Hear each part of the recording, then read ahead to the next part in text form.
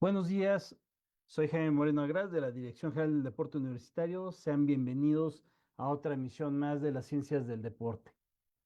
Nuestro tema para el día de hoy es las Olimpiadas de París 2024, recorriendo las pistas del arte. Para tratar este tema, en principio nos iban a acompañar los maestros Carmen María Herrera y Luis Antonio Lubiano Flores.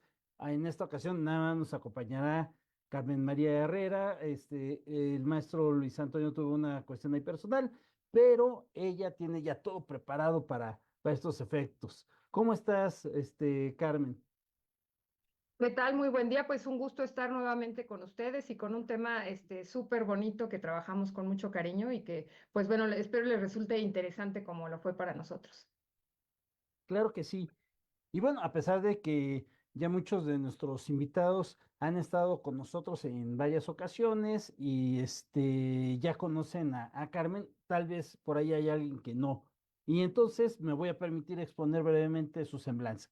Carmen María Herrera Mejía es egresada de la entonces Escuela Nacional de Artes Plásticas de la licenciatura de Diseño Gráfico y tiene el grado de maestría en arte, ambas con mención honorífica. Es profesora de tiempo completo titular en el plantel 8 Miguel Schultz.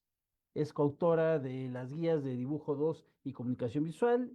En el 2015 fue designada con el reconocimiento de distinción Universidad Nacional para jóvenes académicos en el área de docencia en educación media superior. Actualmente mantiene el nivel D del PRIDE de tiempo completo en la UNAM y en el 2020 fue designada con el reconocimiento Sor Juan Inés de la Cruz. Bien, como es una costumbre en nuestras emisiones, a manera de introducción, les comento que las competiciones de arte forman parte de los Juegos Olímpicos desde 2012 perdón, de 1912 a 1948. Estas competiciones eran trabajos inspirados en el deporte. Las categorías que se contemplaban eran de arquitectura, literatura, música, pintura y escultura. La Olimpiada Cultural de 1968 en México fue la primera en unos Juegos Olímpicos. Así, desde 1968 empezaron a realizarse programas culturales a la par de los programas deportivos. De ahí que la arquitectura desempeñó un papel crucial en México 68 y en la misma Olimpiada se consideró que la mejor música deportiva jamás escrita se hizo para la Olimpiada de México, como lo fue la fanfarria olímpica escrita por Carlos Jiménez.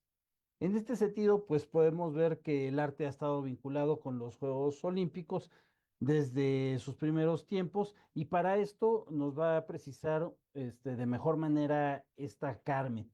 Entonces le dejo los micrófonos a ella para que nos pueda explicar. Gracias, muy amable. Pues les voy a compartir em, la presentación que hicimos para ustedes. A ver, ¿sí le estamos viendo? Sí, Perfecto. Bueno, pues vamos a dar inicio con esta charla. Las Olimpiadas de París, como lo comenta Jaime, pues fueron muy innovadoras. Siempre París está como a la vanguardia.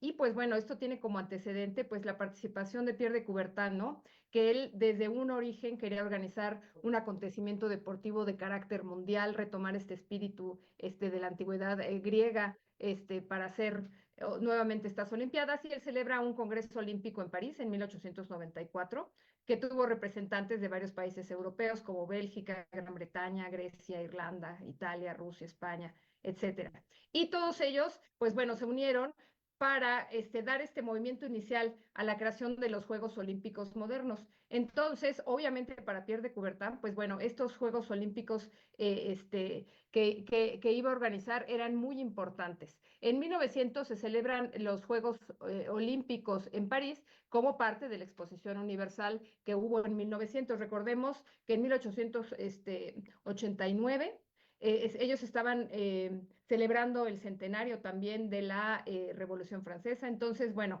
estaban como echando todo la carne al asador para hacer estos festejos de esta nueva nación. Ellos querían representar pues ya lo que era París, actualmente lo que era Francia.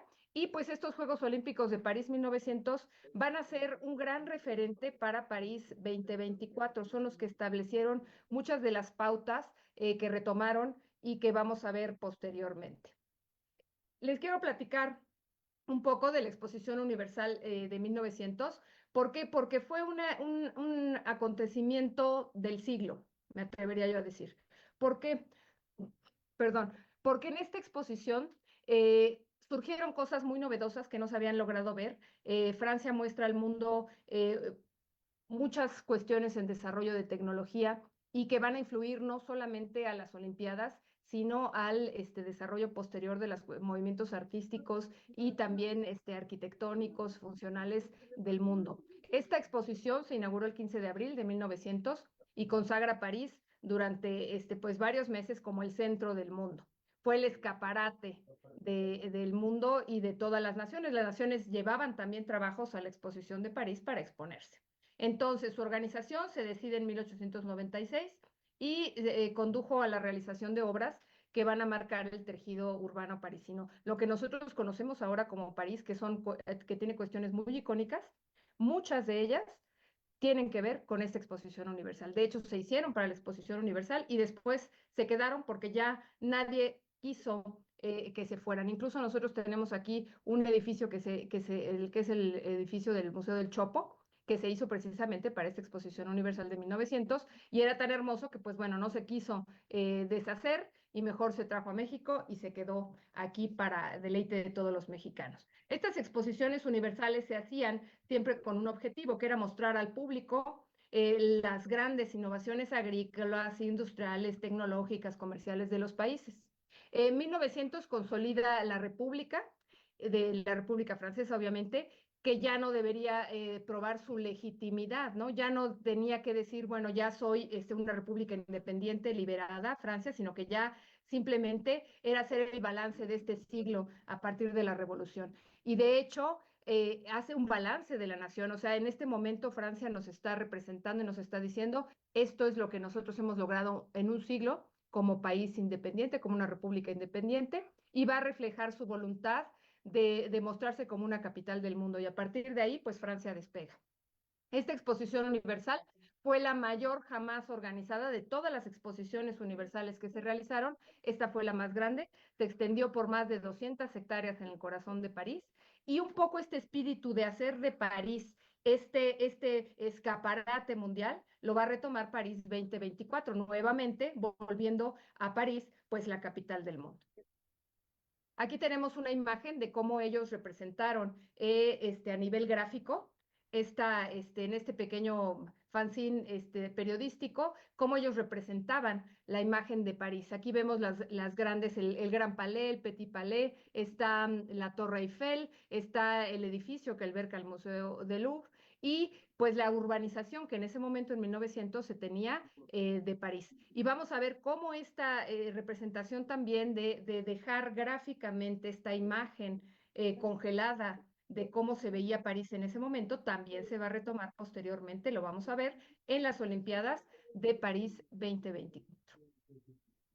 La Torre Eiffel es un monumento que es muy emblemático de París y de Francia. No se hizo específicamente para celebrar la gran exposición universal, pero se quedó y con la gran exposición universal pues se volvió el gran símbolo, el gran ícono de Francia. El ingeniero Gustave Eiffel diseña esta torre para celebrar el primer centenario de la Revolución Francesa.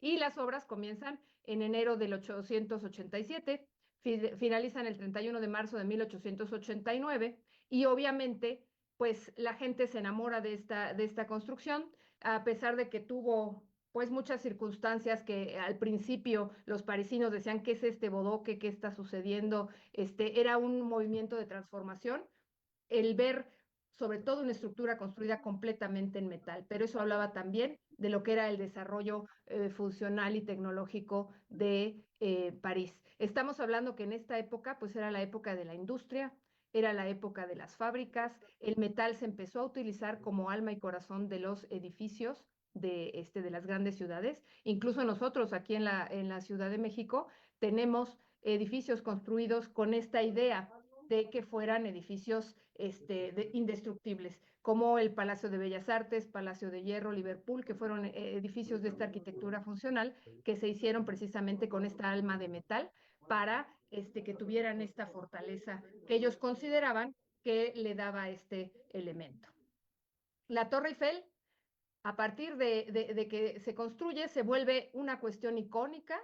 Obviamente para la exposición universal, pues ya estaba la Torre Eiffel con rodeada ya de jardines ya muy bien establecidos y obviamente pues esto se exporta al mundo. La gente que empezó a llegar a París, a la gran exposición universal, pues veía la Torre Eiffel y finalmente se enamoraron de ella. Tal es así que pues la seguimos nosotros asociando. Es como yo creo que el símbolo más importante que tiene París, con el que primeramente nosotros identificamos a París, la Torre Eiffel. Y obviamente va a ser un símbolo que se va a utilizar muchísimo en la representación gráfica de París 2024.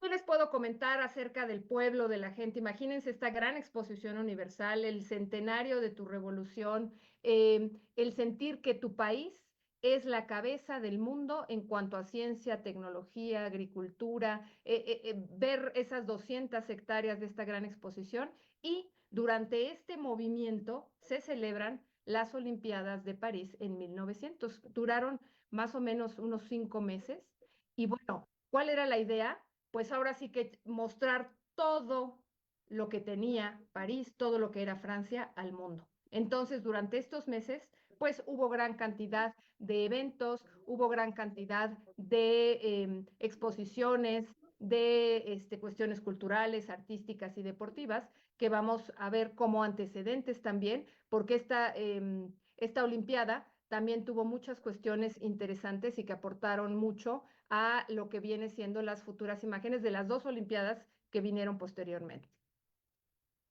El globo aerostático es una cosa bien interesante que se utilizó en las Olimpiadas de París 2024, que nosotros lo vimos ahí puesto, que fue el pebetero, pero ¿por qué utilizaron este globo aerostático? Pues bueno, el vuelo de globos aerostáticos fue una disciplina deportiva que formó parte del programa de los Juegos Olímpicos de París 1900. Y entonces, obviamente, durante el marco de esta exposición universal, imagínense lo maravilloso que ha de haber sido a principios de siglo, que aparte es también una fecha pues sumamente significativa. Son los principios de un siglo, ver volar estos globos aerostáticos. Esta competencia pues ya no se realiza como olímpica, pero pues bueno, en ese momento fue una disciplina deportiva importante. Por eso es que quisieron retomarla ahora en París 2024 y obviamente colocar el pebetero, que donde iba a ir la flama olímpica, pues haciendo este recordatorio, vemos al lado un grabado de que se hizo ilustrando precisamente cómo era que se veía esta cuestión del espíritu olímpico y cómo ha de haber sorprendido y maravillado a las personas que asistían a estas competencias el ver volar estos globos aerostáticos. Esto es algo muy interesante. A nosotros ahorita ya lo tomamos como una cuestión de turismo, pero en ese momento era una cuestión de vanguardia, es decir, se puede volar a través de un globo aerostático. Y lo más interesante es de que, bueno, en algún momento fue una disciplina olímpica. Posteriormente, 24 años después, París vuelve a ser otra vez sede de Juegos Olímpicos. Estos Juegos Olímpicos tienen cosas muy interesantes, a pesar de que no fueron tan vistosos, porque, pues bueno, también yo creo que por el tiempo que hubo, la cantidad de diferencia en cuanto a la magnificencia de 1900 a 1924, pues no daba tiempo a lo mejor de hacer cosas tan maravillosas, pero tiene circunstancias que van a marcar también cuestiones en los Juegos Olímpicos. El ritual de ceremonia de clausura, como lo conocemos hoy en día, se innova en los Juegos Olímpicos de París 1924. Se utiliza por primera vez el eslogan olímpico Citius, Altius, Fortius, más rápido, más alto, más fuerte. Fueron los últimos Juegos Olímpicos liderados por Pierre de Coubertin y los primeros en tener una villa olímpica, que eso para nosotros sería ya ahora inconcebible, unos Juegos Olímpicos sin que hubiera una villa olímpica. Y en el caso de París 1924, pues sí lo fue. Y entonces se vuelve también un referente no solamente para los Juegos de París 24, sino para los Juegos posteriores. Y algo interesante es que las mujeres estaban alejadas de la capital para no generar posibles tentaciones. Entonces, esto es también muy simpático. ¿Por qué? Pues porque era la moral de la época. Inicia esta cuestión de tener a los atletas, sí, en una villa olímpica, pero pues separaditos, ¿no? Para esta cuestión moral. Las cuestiones de arte fueron parte de estos Juegos Olímpicos de 1924, como nos lo comentaba Jaime en un principio, y obviamente era un deseo de Pierre de Coubertin. Y estas estaban divididas en 5 categorías, que eran arquitectura, literatura, pintura, música, escultura. Y obviamente, pues esto es también una innovación que se va a seguir posteriormente realizando en las demás sedes olímpicas. Y también, como lo mencionaba Jaime, pues bueno, nosotros tenemos un recuerdo muy bonito de lo que era este recorrido olímpico, que teníamos este paseo de las esculturas que estaba en Insurgentes, estaba por todo lo que es periférico, y todavía hasta hace poco podíamos disfrutar de todas y cada una de ellas. Algunas las han movido, otras se han quedado todavía, pero son precisamente, fueron elaboradas por este espíritu que tenía Pierre de Coubertin, de que no solamente fuera una cuestión de competencias deportivas, sino que también hubiera una parte cultural.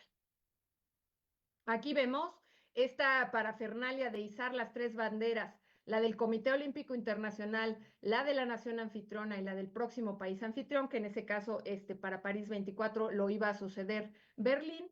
Pues bueno, tenemos el izado de estas 3 banderas, que también para nosotros se nos haría ya imposible pensar en una ceremonia de clausura sin que tuviéramos el izado de estas banderas. Entonces, aquí vamos viendo cómo se van construyendo todas estas parafernalias, estos protocolos que le van dando imagen a un evento que ya es de clase mundial. Y todas estas aportaciones, pues bueno, las hemos tenido en las Olimpiadas que precedieron a París 2024. Obviamente, 1924 y 2024 era muy importante para París porque son 100 años después de el haber ellos tenido su última Olimpiada. Entonces, si vamos viendo, van siendo cosas que siempre van a ser como muy significativas para ellos y que van a aportar mucha cuestión en las cuestiones iconográficas. Los Juegos de París 1924 quedaron inmortalizados en esta película famosa de Carrozas de Fuego, que fue una película ganadora de un Oscar, sobre el corredor británico Eric Liddell. Y pues bueno, ahí tenemos el cartel, pero pues bueno, fue una película que se basa en la vida de este corredor, pero que fue muy importante el trabajo que él realizó dentro de las Olimpiadas. Fue también una participación histórica, muy icónica. Johnny Weissmuller también participa ya en las competencias olímpicas, y entonces son personajes que pasan a la historia también como identidades o elementos significativos de esa Olimpiada. Nos vamos ahora sí con París 2024. Estos antecedentes nos dan a comprender por qué los franceses decidieron utilizar ciertos símbolos, ciertos signos, porque ellos también deciden la iconografía, anclarla en el pasado. Para los franceses, pues ha sido muy importante todos estos antecedentes, su revolución, y recordemos que también la Revolución Francesa, pues es el parteaguas para la creación de nuevos países, de nuevas repúblicas independientes. Entonces, esto lo quieren manifestar también los franceses y lo representan de manera magistral en todas y cada una de las selecciones gráficas que ellos hicieron. Vamos a comenzar con el emblema. El diseño del emblema de los Juegos Olímpicos de París 2024 es una combinación de lo que es la medalla de oro, la llama olímpica y el rostro de Marianne, que es un apreciado símbolo de la revolución y del pueblo francés. Pero ¿quién es Marianne? Les comento, Marianne es la unión de 2 nombres muy famosos, sobre todo a finales de 1700, nombres como comunes. Es como si en México dijéramos, pues, ¿cuáles son los nombres más comunes? Pues a lo mejor María y Guadalupe. Y entonces vamos a hacer esta unión. Y la María es eso, es una representación de la República, de la mujer francesa, de esta madre de la cual va a surgir el nuevo país. La Marianne es una figura que aparece por primera vez en 1792, obviamente en el contexto de la Revolución Francesa, y lleva un gorro frigio, como el que lucían los esclavos griegos y romanos que eran liberados en el Imperio Romano. Y es un emblema idóneo para los revolucionarios. Este gorro en las épocas antiguas se llamaba pileus y era un sombrero que se daba en la antigua Roma a los esclavos libres, pero el gorro frigio se vincula un poco con esta cuestión en el arte griego. Y se les llama frigio a los que, porque eran los antecedentes de los frigios y troyanos que derrotaron a los griegos. Y de ahí a muy grandes rasgos, pues bueno, se convierte en un símbolo visual de prisionero, pero en algún momento este gorro frigio se empieza a utilizar con esta idea de que a los romanos, cuando liberaban a los esclavos, le daban este gorro. Y obviamente, bueno, era un poco diferente el pileus, pero el pileus se volvió este símbolo de libertad. Este gorro se utilizó por un grupo de radicales revolucionarios. Eh, Ellos forzaron incluso a otras personas a que utilizaran este gorro de la libertad. Y hay, por ejemplo, una nota muy curiosa en la que ellos hacen que en 1792 Luis XVI se ponga este gorro y que brinde por la revolución. Y obviamente, pues comenzaron de repente a aparecer, aquí están, algunos grabados satíricos de Luis XVI portando este gorro de la libertad. Y obviamente, pues bueno, esto marcaba la cuestión del descontento de los franceses. Al año siguiente, pues Luis XVI fue guillotinado y después fue guillotinada también María Antonieta. Entonces, bueno, este gorro frigio, que vamos a regresar un poquito, se representa también en ciertas pinturas, esculturas y demás, y va a representar la libertad y la patria francesa. Y va a aparecer en bustos, estampas, relieves, esculturas, pinturas y el famoso cuadro de la libertad guiando al pueblo de Eugène Delacroix, que es el que iconográficamente representa precisamente la libertad. La libertad va con la bandera de Francia en la mano, lleva ese gorro frigio y la libertad siempre tiene que ir con el torso desnudo, con esta idea de liberarse de cualquier opresión y de cualquier idea o prejuicio. Y al lado tenemos una Marianne precisamente vestiendo el gorro frigio. Este gorro frigio se va a volver también una cuestión muy importante. No es solo ya la Marianne, la República, la libertad, sino que este gorro frigio le va a dar origen a la mascota de los Juegos Olímpicos y Paralímpicos de París 2024. Entonces, cuando aparecieron estos personajes, pues la gente decía, ¿qué es eso? O sea, siempre ha sido un animal el que se utiliza, o a lo mejor algún elemento simbólico, pero mucho más antropomorfo. Y vemos este gorro frigio, que nadie sabía al principio qué era, que representaba la libertad y la revolución. Este símbolo de Francia ha estado presente en los momentos más importantes de la historia francesa y obviamente los marineros, los campesinos lo incorporaron a su simbología. Y cuando se les preguntó a los franceses por qué habían utilizado el gorro frigio en vez de un animal para poder hacer las mascotas, pues ellos dijeron que era un objeto muy conocido y era un símbolo de libertad y que eligieron mejor un ideal en vez de un animal. Entonces, esto también es interesante porque vemos cómo es el espíritu del pueblo francés, que ellos en realidad quieren seguir manifestando de alguna manera sus convicciones, sus ideales, la manera en la que sienten, piensan, pero también toda esta tradición que ya hemos ido viendo dentro de estos antecedentes y cómo toda esta cuestión iconográfica va siendo un cúmulo de las experiencias, de las vivencias del pueblo francés. Entonces, obviamente, Frisch va a ser este gorro que tiene sus pestañitas, si las ven, es la bandera francesa, tiene en medio su emblema de los Juegos Olímpicos de la Marianne, y este personaje pues es el que va a estar representado en distintos carteles, en las cuestiones promocionales, etcétera. Aquí vemos la caricatura de Luis XVI, pero les quería hacer una anotación con la cuestión del gorro frigio. El gorro frigio no solamente se utilizó por los franceses. Habíamos platicado que los franceses, a partir de su revolución, muchos de los países que ahora conocemos en el mundo, pues también decidieron independizarse, volverse unas repúblicas, etcétera. Y entonces estos ideales franceses también se transportan a nuevos lugares, incluso a nuevos continentes. Y tenemos en América Latina que las monedas de muchos países llevan este gorro frigio. Tenemos que el escudo del Senado de Estados Unidos también lleva el gorro frigio, además de los escudos de armas de países como Argentina, Cuba, Colombia. Incluso nosotros tuvimos monedas que estaban hechas con un gorro frigio. Y aquí tenemos algunas monedas, desde lo que son las monedas francesas, como la de la República de Cuba, República del Salvador y obviamente un dólar que está hecho en 1878 y que vean que tiene a la República con este gorro frigio. Por eso es que es importante que destacar esta cuestión simbólica del uso de este gorro frigio para representar a la mascota. Entonces, cuando vemos lo que ellos dicen que prefirieron representar un ideal, pues este ideal nos lleva a toda una historia muy interesante del pueblo francés, pero no solamente del pueblo francés, sino también de otros pueblos. Nos vamos con los pictogramas. Primero, un pictograma es una ilustración que representa una palabra o una idea concreta, usando imágenes en vez de un sistema de escritura. Todas las Olimpiadas han tenido sus propios pictogramas. Estos pictogramas, me voy a adelantar un poquito a lo que dice abajo en la nota curiosa, nacieron en Tokio en 1964.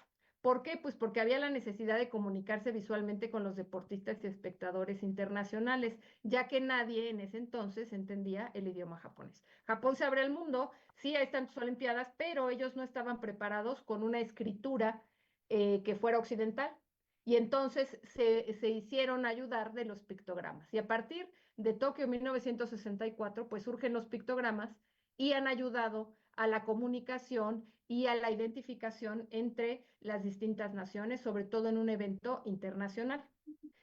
París 2024 reinventa el concepto de pictogramas olímpicos y paralímpicos, porque pasa de que sean ayudas visuales para identificar, para localizar lugares, etcétera, a ser escudos llamativos de armas que sirven como un grito de guerra para los aficionados al deporte. Eso es el espíritu que ellos les quisieron dar a estos pictogramas. Simbolizan los diferentes deportes, pero también el orgullo y los valores de una familia que es grande y diversa, o sea, la familia del mundo. En París 2024 se elaboraron 62 pictogramas. Los símbolos visuales no son como estamos acostumbrados. En Tokio 64 comenzaron con el desarrollo de estos pictogramas que parecieran personas practicando el deporte. Y así a partir de esa fecha se siguieron utilizando así. Los pictogramas eran cómo ejemplificas el deporte y estaba siempre la presencia humana, alguien que practicaba la esgrima o que practicaba el fútbol o la natación.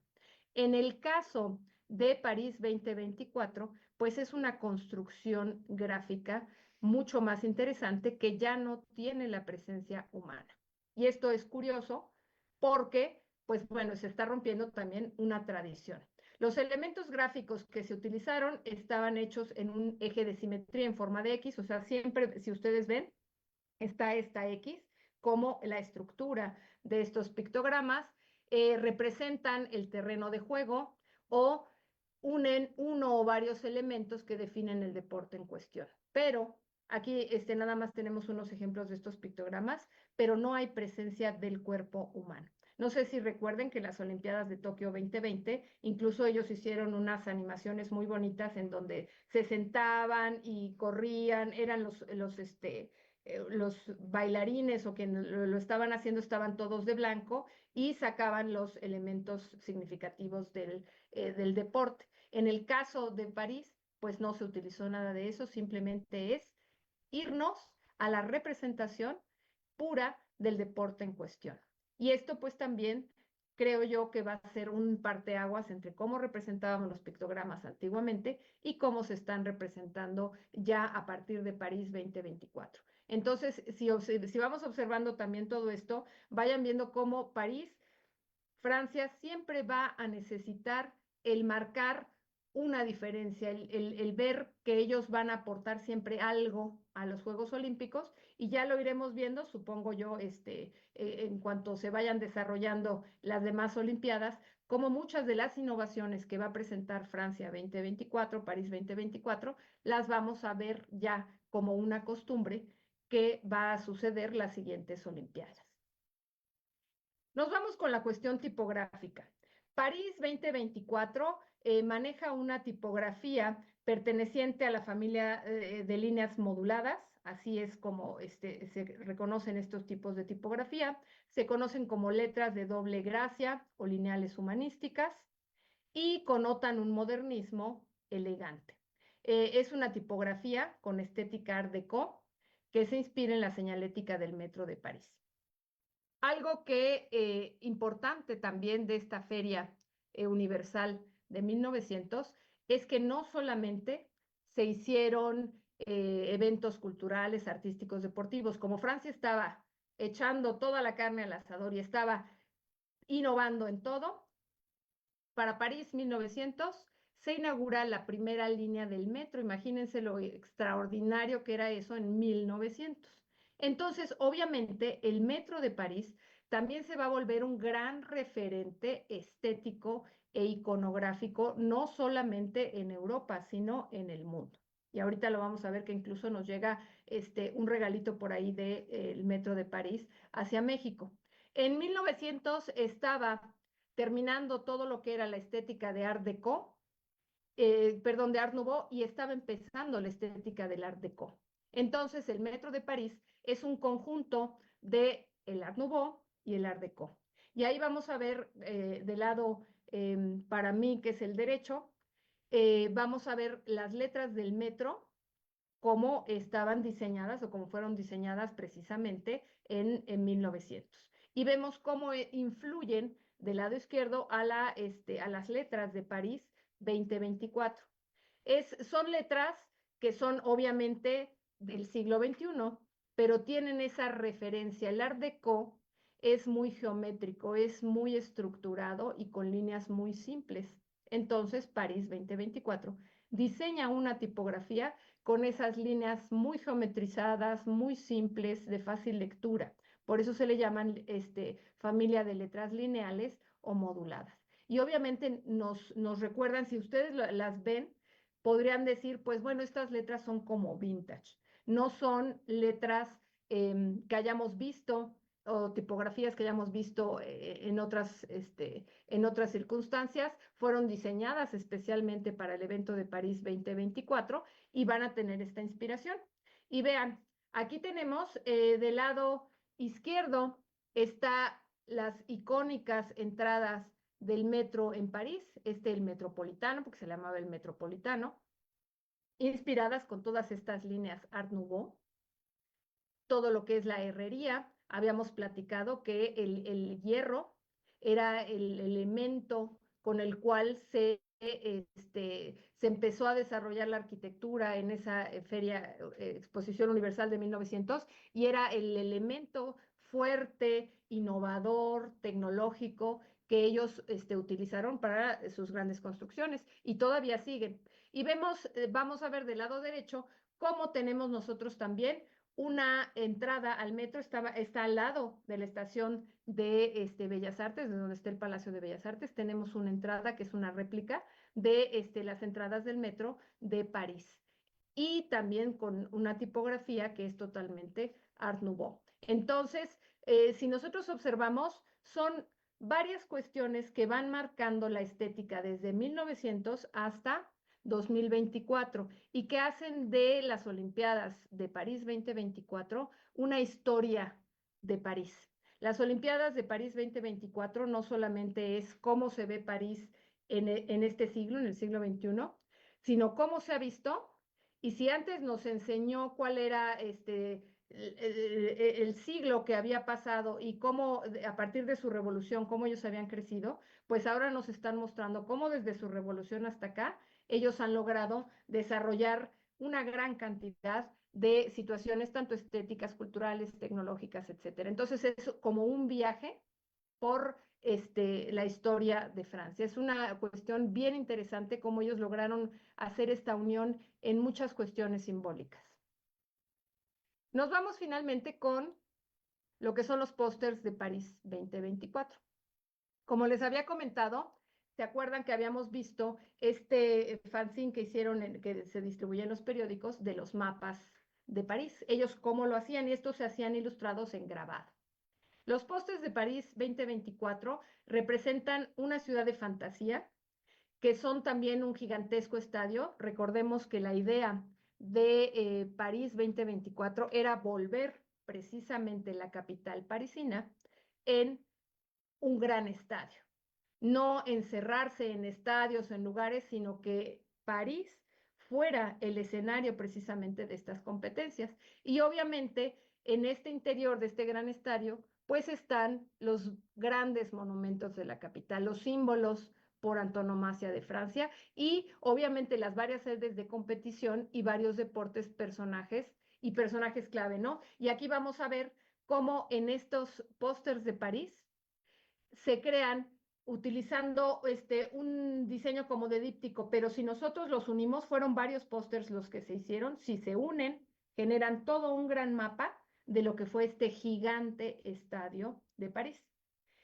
Los carteles de París 2024 se crean utilizando este diseño de díptico para reunir, tenían este objetivo de reunir el olimpismo y el paralimpismo. Esto también es muy importante y es una innovación de París 2024 que no solamente está pensando en los Juegos Olímpicos, sino que ya trae de la mano directamente en todas sus circunstancias los Juegos Paralímpicos. Recordemos que ya son juegos en los que se ve y se lucha por la diversidad, por la unión de todos los países, pero también la unión de todos los seres humanos. Entonces, para ellos era muy importante que estos pósters representaran el olimpismo también, no solamente los Juegos tradicionales, sino también los paralímpicos. Y por primera vez en la historia de los Juegos de verano, el póster olímpico y el paralímpico se diseñaron. O sea, antes se hacían en diferentes, unos eran para los olímpicos, otros para los paralímpicos.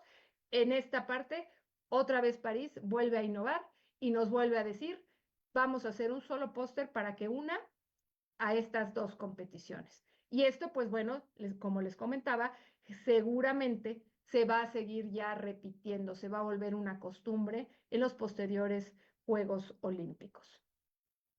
Cada póster puede funcionar de forma independiente. Esto es lo interesante del diseño, al tiempo que se combinan para formar una imagen unida que no tenga fisuras y que cuente la historia global de París. Si ustedes observan este póster, aquí vamos a ver una parte de unión, que es donde está la patita de la Torre Eiffel, que está del lado izquierdo, atrás de Frisch.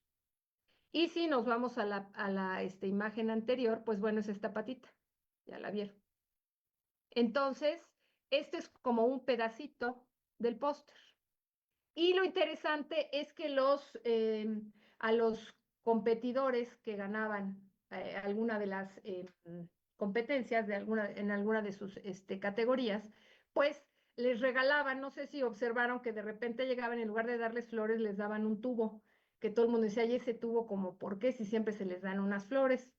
Pues bueno, esos tubos contenían estos pósters y a cada uno de los ganadores pues le entregaban una versión diferente del póster, de tal manera que seguramente Simone Biles ha de tener la colección completa que se le han de haber dado por todas sus medallas y que las fue ahí localizando. Esto es muy interesante, ¿por qué? Porque tanto para los aficionados como para los atletas se vuelven pósters coleccionables. Y esto de tenerlo por partes, vas a ir viendo a manera como de zoom en algún póster los detalles de una sede, de un lugar, de una competencia, pero cuando lo tengas todo, pues vas a ver todo París. Un poco recordando ese póster que vimos de la Exposición Universal de 1900, en donde representaba precisamente la imagen de París. Y esta idea es pues bien interesante. ¿Por qué? Porque no solamente nos están vendiendo una olimpiada, un evento, sino nos están vendiendo una ciudad, nos están vendiendo un país y nos están vendiendo una idea. Y esto es extraordinario porque entonces París se vuelve igual una imagen fija en el espectador. Los elementos icónicos representativos de París y Francia, pues van a estar ya en el póster completo. Este es el póster completo, en donde nosotros vemos la Torre Eiffel, está la Marianne con el emblema de París 2024, está la Patrouille de France, está el metro, el río Sena, el Arco del Triunfo, etcétera, que si ustedes recuerdan, si alguien vio la inauguración, pues fue este recorrido que se hizo en los botes dentro del río Sena. Y fueron ellos también contando su historia, fueron comentándonos acerca de sus signos, de sus símbolos, de lo que para ellos era importante, nos lo fueron contando a partir de este recorrido durante la inauguración. Y en este póster se pretende pues tener como englobado lo más importante. Si observamos este póster, pues pareciera que es un gran estadio la ciudad. Lo compactaron gráficamente de tal manera que podemos ver pues los lugares representativos en donde se hicieron las competencias. Obviamente como parte central la Torre Eiffel, que ya platicamos, que fue un elemento que se quedó para la posteridad, no solamente para celebrar los 100 años de la Revolución, sino que ya ahora es algo indisociable de Francia y vamos a ver elementos como por ahí es el Arco del Triunfo, está el pebetero del globo aerostático y vamos a ver en partes muy pequeñitas los lugares donde se hicieron las competencias como la Plaza de la Concordia. Obviamente está el río Sena coronando en la parte superior. Está una mano que sostiene las medallas olímpicas, esto en referencia a donde se premiaban a los atletas, etcétera. Entonces vean cómo esta imagen nos está representando ese gran estadio que ellos quisieron convertir a París y que pues bueno, nos va a vender precisamente esta imagen que los franceses quisieron generar como los responsables de estas Olimpiadas nuevamente en este siglo XXI. Los numerosos deportes que estaban representados aparecen también aquí y los que innovaron como el breaking, la escalada deportiva, el skateboarding y el surf, que eso también es otra cuestión bien interesante de Francia. Como vimos, como esa competencia de los globos aerostáticos que innovó en París 1924, pues bueno, aquí también se innovaron con estos deportes que no eran considerados olímpicos y que ahora entraron. Creo que en el caso del breaking, que es esta cuestión del baile, creo que lo van a eliminar porque no fue como muy gustado ni muy olímpico, pero algunos de estos que ingresaron seguramente se quedarán y en algún momento cuando se vuelva a hablar de las Olimpiadas de París 2024, pues vamos a escuchar de qué fueron los primeros juegos en donde se hicieron estas competencias. Entonces, como vemos, pues París 2024 es una cuestión de historia, tradiciones, imagen, gráfica, es otra vez ese festival, ese espíritu que había en la Gran Exposición Universal de 1900, pues se repite en esta nueva fiesta universal de París 2024 y creo, a mi parecer, que lo lograron de una manera magistral, como siempre, compartiendo esta historia de ellos, pero también innovando, marcando pautas de cómo ellos también tienen esta visión de cómo debe ser las Olimpiadas o la representación en las Olimpiadas. Estos son los pósters, si los unimos, vean ya completamente, vamos a tener todo lo que fue ese recorrido de ese gran estadio. Y vean que gráficamente pues se están uniendo precisamente en un óvalo esta imagen. Obviamente la imagen de París no es así, pero ellos, su recorrido que hicieron, como hicieron las sedes, y eso sí fue como un gran estadio. No están a lo mejor las sedes exactamente en estos lugares, pero en la cuestión de la idea de cómo lo diseñaron, sí está este recorrido que como si fuera un estadio inmenso la ciudad de París. Gráficamente ellos lo juntaron, lo compactaron un poquito más y la cuestión es aquí representarnos en estos pósters que ya unen toda esta ciudad, ver precisamente los elementos más relevantes, más icónicos, lo importante. Y si observan, todo pareciera una gran fiesta. Todo parece que es una cuestión de júbilo, de alegría y que nos representa pues precisamente qué era lo que estaba sintiendo el pueblo francés en ese momento. Y yo creo que dentro de la historia del olimpismo sí está marcando bajo muchas circunstancias un antes y un después en la creación de los Juegos Olímpicos. Y bien, pues con esto terminamos. Eh, no sé si haya alguna pregunta o comentario, Jaime.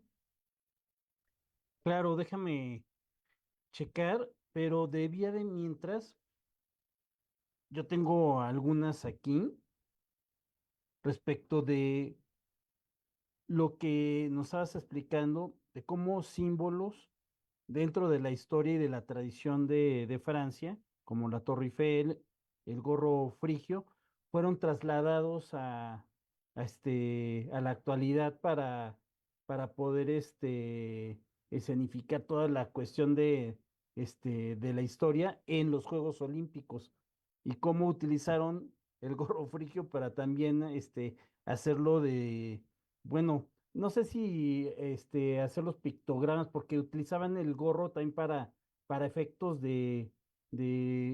¿cómo se llama? De las disciplinas deportivas, ¿no? Ajá. Sí, los Frisch, que es el gorrito la mascota, de repente la ponían para jugar el badminton o lo ponían nadando o algo, aunque no fueron los pictogramas oficiales, pero sí los utilizaron para poder representar algunos de las disciplinas deportivas, sí se usaron. Y bueno, los volvieron antropomorfo, ¿no? Las partecitas de adelante y de atrás las utilizaron como las manitas, etcétera. Claro. Sí, mira, fíjate, tenemos acá saludos de Diego Jiménez, este, y por algunas cuestiones aquí, nos hacen referencia respecto del diseño del póster. Si entonces el póster previamente se fragmentó, o sea, sí se tuvo la idea de hacerse así fragmentado, o fue algo que fue accidental. No, es parte del diseño. Muchas cuestiones de diseño se hacen así precisamente para hacer que sea la colección y que tú andes buscando tener todo el conjunto de los pósters, ¿no? Entonces, eso es parte del diseño y están hechos especialmente para que cuando tú los pongas, pues coincidan exactamente y te generen un póster enorme, ¿no? Claro. Ahora, ¿qué habrá sido primero? Aquí como la pregunta de si fue primero el huevo o la gallina. Respecto del diseño de todo esto, con respecto a lo que fue, por ejemplo, la inauguración y la clausura. ¿Qué fue lo que habrá eh, Como dictado la vision, pauta. sí, para efectos de o hacer el diseño o hacerlo todo lo del evento, todo el protocolo de la inauguración y de la clausura? Pues mira, yo creo que en estos procesos ellos llevan muchos años ideando este asunto. Y yo creo que los franceses siempre tuvieron esta idea de hacer de París nuevamente el escenario, porque lo tienen. Y finalmente, si tú piensas en París como el escenario, vas a ir viendo cómo vas a diseñar todos tus recorridos en esta ciudad, generando ese gran estadio. Entonces, yo creo que a partir de esa idea porque la sede fue París Sí, 2024, no fue Francia, sino fue París. Y ellos querían vender París. Entonces, creo yo, claro, en la cuestión de procesos de diseño, que tienen que partir de esa idea y de que ellos sabían cómo generar este diseño también de logística, que te generara esta visión de un estadio. Y obviamente, si ustedes recuerdan en la inauguración, pues era como ir por en medio de ese estadio, ¿no? Como el recorrido, si sí, lo pensamos, cómo iban entrando las naciones en los estadios, pues entran por una orillita y se van acumulando, y aquí fueron entrando por una orillita, el Sena divide París, y entonces pues claro, tú ibas entrando como si entraras a un estadio. Eso es algo que funcionó de manera magistral, o sea, lo lograron hacer de una manera que sentíamos que en realidad estábamos dentro de un enorme estadio que era esta ciudad. Entonces creo yo que exacto, por ahí salió la idea. claro. Oye, nos dice Diego Jiménez, bueno, París 2024, un evento hermoso, muy agradable, empático, cultural e inclusivo, extraordinario. Y la verdad es Sí. que así fue ese evento en todos los aspectos. Ya el tiempo se nos vino encima, Carmen. No sé si tengas algún comentario, de conclusión.